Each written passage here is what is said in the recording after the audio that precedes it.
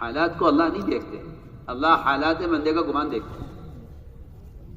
ابوبکر صدیق رضی اللہ تعالی عنہ جب دشمن کے قریب آنے پر روئے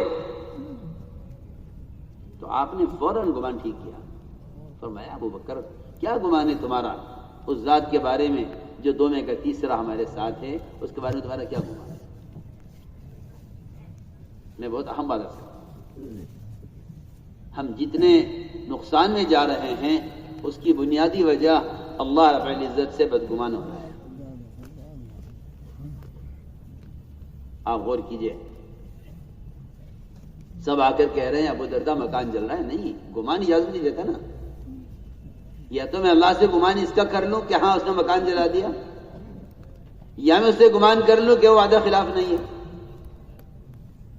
مکان بچانا جلانا تو میرے اپنے ہاتھ میں ہے نا، آگ کے ہاتھ میں تو نہیں ہے۔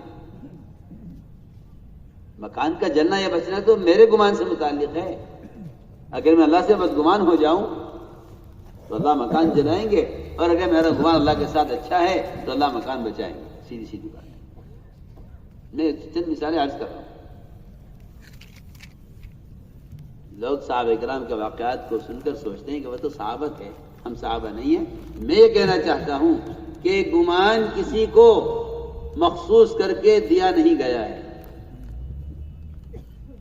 ہر مسلمان کو اللہ نے براہ راست اپنی ذات سے گمان کرنے کا حکم دیا ہے۔ تو میں نے کہا گمان اگر یہ اللہ کے ساتھ درست ہو جائے تو میں کہتا ہوں کہ مسلمان ملائکہ سے مستغنی ہو جائے،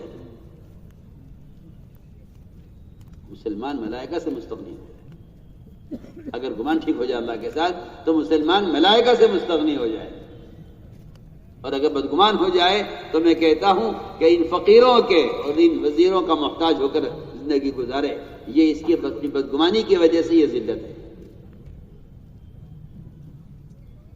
تو پہلی بات کہ اللہ کے ساتھ گمان ٹھیک کرو۔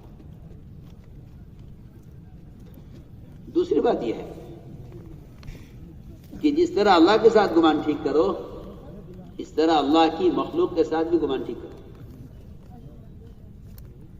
دیکھیے فساد جب ہوتا ہے جب مومن کا مومن کے بارے میں گمان بگڑ جاتا ہے۔ میں تمہیں قصہ سناتا ہوں کہ مومن کا مومن کے بارے میں گمان یہ کتنی زبردست طاقت ہے۔ مومن کا مومن کے بارے میں اچھا گمان کرنا کتنی زبردست طاقت ہے، اور اس حسن ظن اور مومن کے ساتھ اچھا گمان کرنے سے کیا دنیا کے اندر کیا خیر آتی ہے، کیا صلاح آتی ہے، اور دنیا کے اندر کیا امن اور سکون آتا ہے۔ ورنہ جب مومن مومن سے بدگمان ہو جاتا ہے، میری بات یاد رکھنا آپ لوگ، مومن کا مومن سے بدگمان ہونا تعصب کو ہوا دیتا ہے اور تعصب کو بھڑکاتا ہے۔ مومن کا مومن کے بارے میں تعصب وہ بدگمانی سے ہی ترقی کرتا ہے۔ اور میں آپ سے عرض کرتا ہوں کہ محمد صلی اللہ علیہ وسلم اور آپ کے صحابہ و خلفاء راشدین خصوصاً وہ اس گمان کو ایسی جگہ استعمال کرتے تھے کہ جہاں اللہ رب العزت اپنی قدرت ان کے گمان کے تابع کر دیتے تھے۔ میں کچھ کہہ رہا ہوں، میرا بندہ جیسا گمان کرے گا میں ایسا کروں۔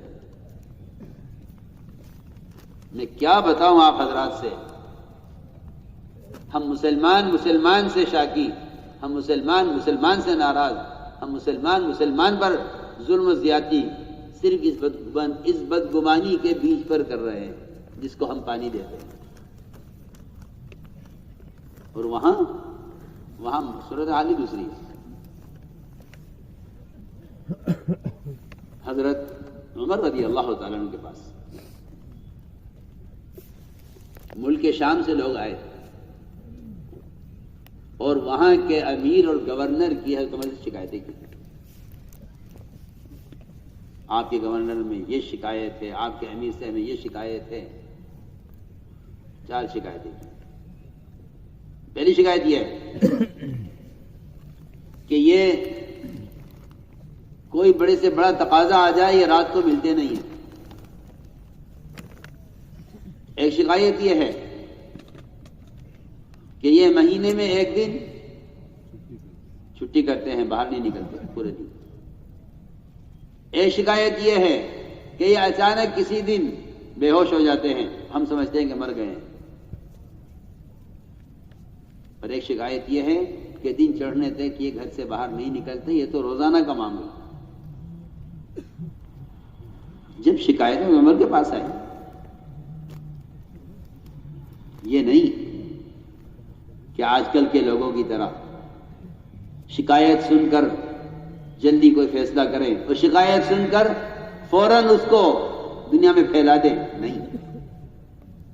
عمر رضی اللہ تعالی عنہ اللہ کے متوجہ ہوئے، اے اللہ، میں اپنے اس امیر کی ان 4 شکایتوں کے بارے میں تجھ سے اچھا گمان کرتا ہوں، میں اس مومن کے بارے میں اچھا گمان کرتا ہوں۔ تو اپنی قدرت سے ان شکایتوں کو خصلتوں میں صفات منتقل کر دے اور میرے گمان کی کوئی لاج رکھو۔ حضرت عمر کہہ رہے اللہ تعالیٰ سے، سوچو، ایک ذمہ دار کے بارے میں شکایت آئی ہے۔ حضرت عمر دعا میں لگ گئے، اے اللہ، مجھے امید ہے، مجھے تیری ذات سے یقین ہے کہ اس کے بارے میں جو گمان میں کروں گا تو مجھے اس گمان میں جھوٹا نہیں ہونے دے گا، تو میرا گمان مجھے سچا کر کے دکھلائے گا۔ سوچو تو صحیح۔ چنانچہ روایت میں کہ وہ لوگ آئے، امیر صاحب کو آئے، شکایتیں کی انہوں نے۔ حضرت عمر نے ہر شکایت سنی، ہر شکایت سنتا کہ بہت بڑی شکایت ہے، بہت بڑی غلطی ہے، بہت بڑی غلطی ہے۔ پوچھا امیر صاحب سے، امیر صاحب بتائیے کیا بات ہے؟ آپ کی شکایتیں ہیں تو امیر المومنین، یہ میرے اللہ کے درمیان کے کچھ راز ہے جنہیں میں کھولنا نہیں چاہتا تھا، لیکن اگر آپ کا حکم ہے تو میں مجبور ہوں بتانے میں، ورنہ میں ناگوار برا سمجھتا ہوں کہ میں اپنے اللہ کے درمیان کے راز آپ کے سامنے کھولوں۔ تو میں نہیں، جواب دو، یہ کیا شکایت ہے؟ کہا جی پہلی بات تو یہ ہے، میں دن چڑھنے تک باہر کیوں نہیں نکلتا؟ فرمانے لگے کہ میں آٹا پیستا ہوں، آٹا گوندتا ہوں، گورنر ہیں، امیر، اور اپنی روٹی بناتا ہوں، بیوی کی روٹی بناتا ہوں، اور جب تک کھانا تیار نہیں ہو جاتا بیوی کے لیے میں اس وقت تک باہر نہیں آتا، اس لیے کہ بیوی میری خادمہ نہیں ہے، میں اس کا خادم ہوں، نفقہ، سکنا، کھانا دینا میرے ذمہ ہے۔ اگلی کیا شکایت ہے؟ کہ اگلی شکایت یہ ہے کہ یہ رات کو کوئی بڑے سے بڑی بات پیش آ جائے، یہ رات کو ملتے نہیں ہیں۔ تو میں یہ کیا بات ہے؟ میں کہا مومنین، میں نے دن کر رکھا ہے مخلوق کے لیے اور رات کر رکھی ہے اپنے خالق کے لیے، میری پوری رات خالق کے ساتھ عبادت میں گزرتی ہے۔ میں نے کہا ہوا ہے ان سے کہ رات میری خالق کے لیے ہے، دن بھر تمہاری خدمت کے لیے ہے، جس وقت چاہو جو کام کرو۔ تمہارا دیا، اللہ کا شکر ادا کیا، اے اللہ تو نے میرے گمان کے مطابق کر دیا، لیکن یہ تو بڑی شکایت ہے کہ تم مہینے میں ایک دن چھٹی کرتے ہو اور دن بھر باہر نہیں آتے، یہ کیا بات ہے؟ مومنین، میرے پاس صرف ایک کرتا ہے، میرے پاس صرف ایک کرتا ہے، میں اس ایک کرتے کو مہینے میں ایک مرتبہ دھوتا ہوں، اور یہ اونی کرتا ہے جو سوکھتا نہیں ہے، جب سوکھ جاتا ہے تو اتنا کھردرا ہوتا ہے اور اتنا چبھتا ہے کہ میں اس کو بیٹھ کے رگڑتا ہوں، اور دن بھر میں وہ تیار ہوتا ہے تو اسے پہن کر میں پھر ان کے کام میں لگتا ہوں۔ یہ کیا بات ہے کہ تم اچانک کبھی بے ہوش ہو جاتے ہو، ایسا سمجھو کہ مر گئے ہو، یہ کیا بات ہے، اسے بتاؤ۔ کہنے لگے مومنین، میں حضرت عاصم رضی اللہ تعالیٰ عنہ کی شہادت کے موقع پر مشرکین کے ساتھ تھا جب ان کو شہید کیا گیا اور ان کے اعضاء کاٹے گئے۔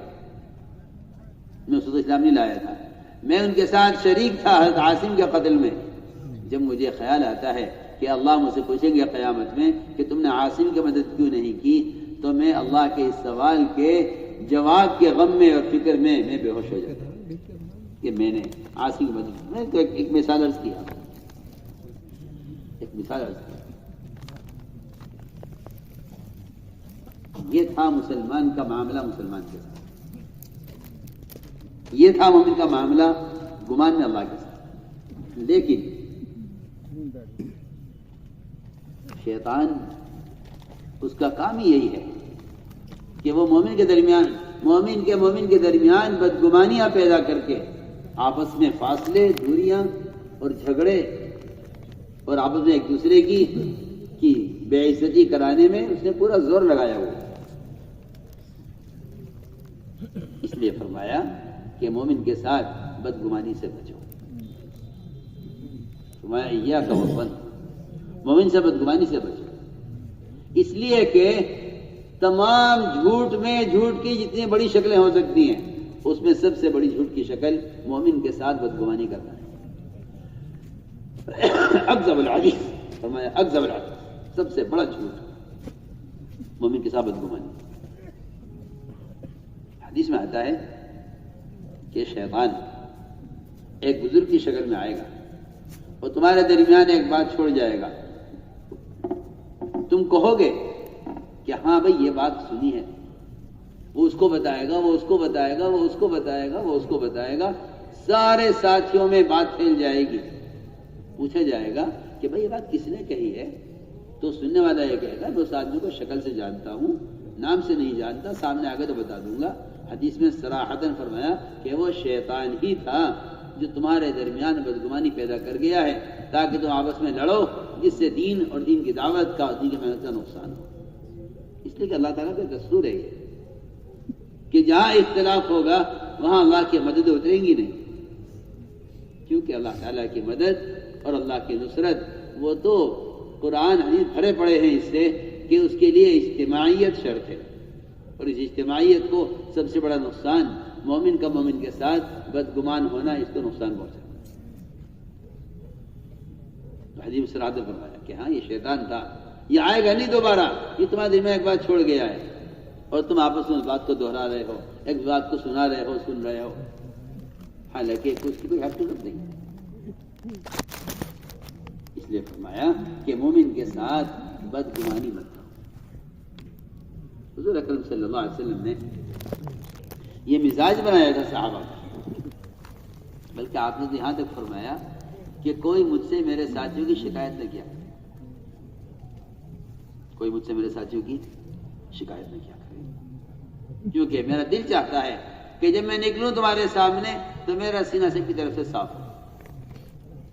استاد کا دل شاگرد کی طرف سے، پیر کا دل مرید کی طرف سے، امیر کا دل مامور کی طرف سے، شوہر کا دل بیوی کی طرف سے، جتنے بھی آپس کے رشتے ہیں ان میں دلوں کا صاف رہنا انتہائی ضروری ہے. ورنہ میں صاف عرض کرتا ہوں کہ اگر بدگمانی تو بہت دور کی بات ہے، بدگمانی تو بہت دور کی بات ہے، کسی کے بارے میں بیٹھ کے سوچنا کہ فلاں یہ ایسا ہوگا، فلاں نہیں کیا ہوگا، یہ تو بہت دور کی بات ہے. میں کہتا ہوں کہ اس وقت تک اجتماعیت نہیں باقی رہ سکتی ایک گھر کی بھی جب تک مسلمان کی بات کا یقین اپنی آنکھیں دیکھے ہوئے سے زیادہ نہ ہو جائے. سنو بہت غور سے بات، مسلمان یہ کہہ رہا ہے، ہمیں یقین کرنا چاہیے. میں ایک چھوٹا سا قصہ سناتا ہوں، اس سے معلوم ہوگا کہ ایک گھر کے باقی رہنے کے لیے اور ایک خاندان کے چلنے کے لیے مومن کی بات کا یقین اپنے آنکھ کے دیکھے ہوئے سے زیادہ اگر نہیں ہے تو خاندان اجڑے گا، بسے گا نہیں. میری بات توجہ سے، پہلے زمانے میں باندھی ہوا کرتی تھی بیویوں کی طرح. عبداللہ بن رواحہ رضی اللہ تعالیٰ عنہ رات کو اٹھے، بیوی کے پاس سے باندھی کے پاس چلے گئے. بیوی نے دیکھا ہے نہیں، تلاش کیا تو پتہ چلا کہ وہ تو جا کے دیکھا اپنی آنکھوں سے کہ باندھی کے پاس ہے. غصہ آیا، چھرا اٹھا کے لائی اور اتنی دیر میں چھرا تلاش کیا ہوگا اندھیرے میں، اتنی دیر میں یہ باندھی سے فارغ ہو کر کیا بات ہے، چھرا لے کے کہاں جا رہی ہے، کیا بات ہو گئی. بیوی نے کہا اگر وہاں ہوتا نا جہاں میں نے تجھے دیکھا تھا تو یہ چھوڑا میں تیرے سینے میں گھسا دیتا، تو نے مجھے کہاں دیکھ لیا؟ کہا تو باندی کے پاس نہیں تھا؟ سمجھ گئے کہ بیوی کو کسی طرح مطمئن کرنا ہے.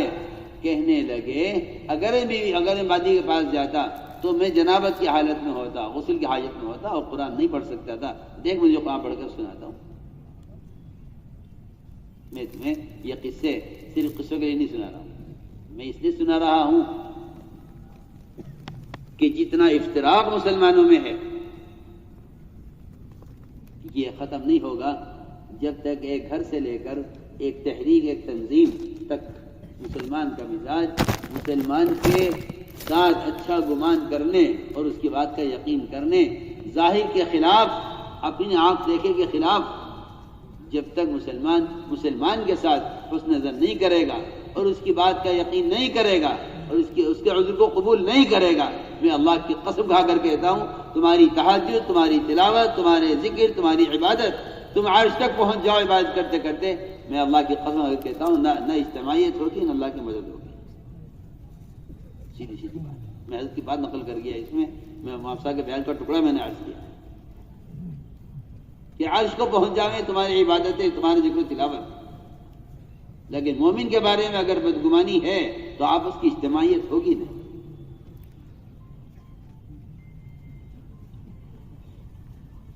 جب رواحہ نے کہا کہ تم نے مجھے کہاں دیکھ لیا؟ بیوی نے کہا کیا تم باندی کے پاس نہیں تھے؟ کہ میں بھی قرآن پڑھ کے سناتا ہوں.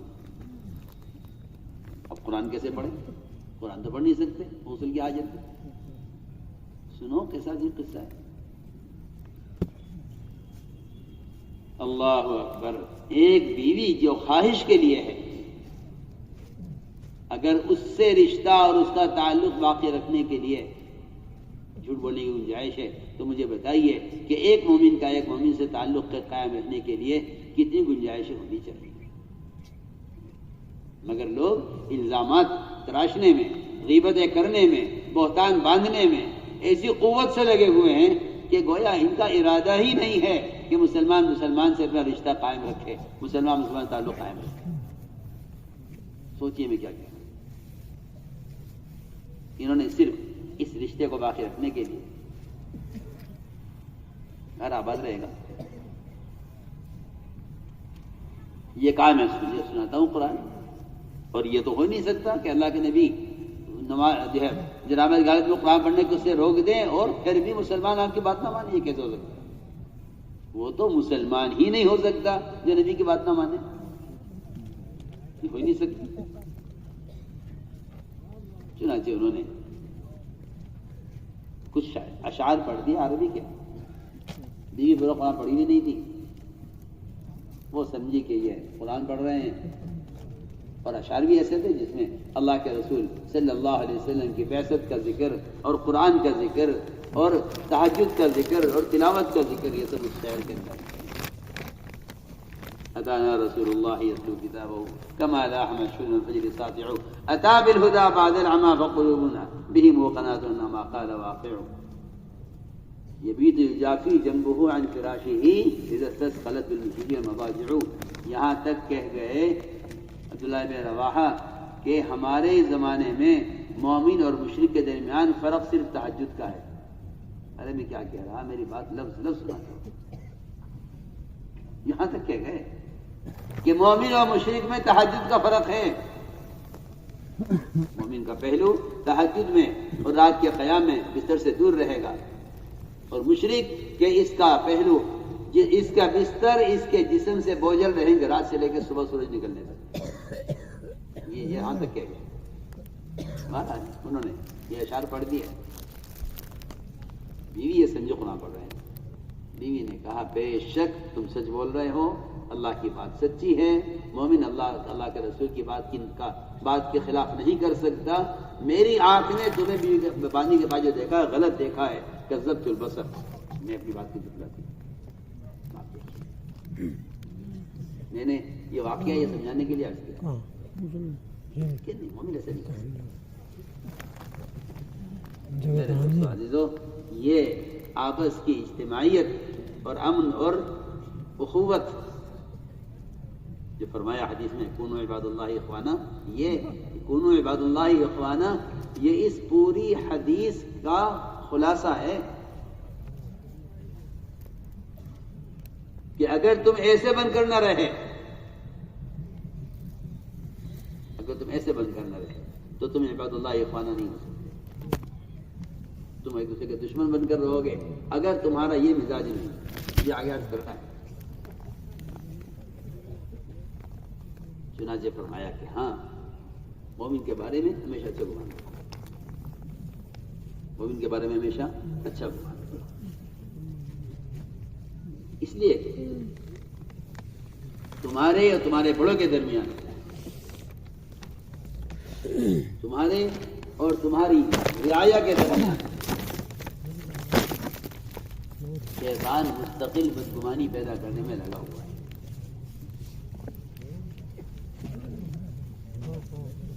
چنانچہ میں ایک واقعہ عرض کرتا ہوں۔ حضور اکرم صلی اللہ علیہ وسلم نے جب قبیلہ بنو مستلق اسلام لایا، آپ نے فرمایا ان سے کہ دیکھو تمہیں زکات بھی دینی ہوگی، اپنے معلوم مال کی زکات دیں گے، آپ فرمائیے ہم زکات کا مال لے کر خود حاضر ہو جائیں یا آپ کا آدمی آئے گا ہم سے زکات وصول کرنے کے لیے؟ فرمایا نہیں، ہمارا آدمی کب آئے گا جی؟ کہ اس تاریخ میں آئے گا، تاریخ طے ہو گئی، آپ کا آدمی جا کر زکات وصول کر کے لائے گا۔ اس تاریخ میں انہوں نے انتظار کیا کہ آپ کا آدمی آئے گا،